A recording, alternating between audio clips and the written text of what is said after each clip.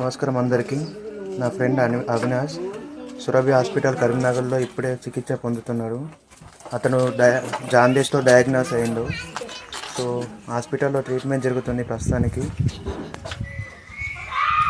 ఇక్కడ వాళ్ళ ఇంటి పరిస్థితి చూద్దాం. ఇక్కడ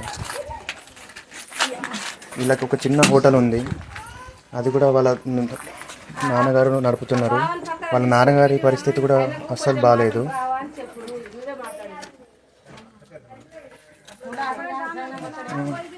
ఏం జరిగింది అవినాష్కి? ఏం జరిగింది?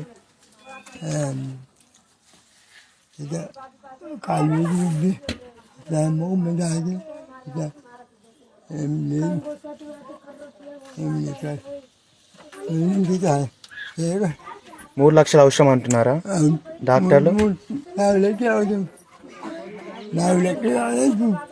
4 లక్షలు కావాలంటున్నారా? అయితే అవినాష్కి ఏం కాదు, మేము అందరం ఉన్నాం, ఏం కాకుండా చూసుకుంటాం, మీరు ధైర్యంగా ఉండండి. చూసారు కదా, ఇది వాళ్ళ డాడీ పరిస్థితి. ఇక్కడ చిన్న షాప్ ఉంది వాళ్ళకి.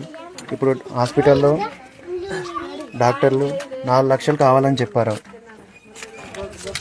సో ట్రీట్మెంట్కి ఖర్చు అవుతుంది ఫ్రెండ్స్. మీరే ఎలాగైనా తోచినంత సహాయం చేయండి.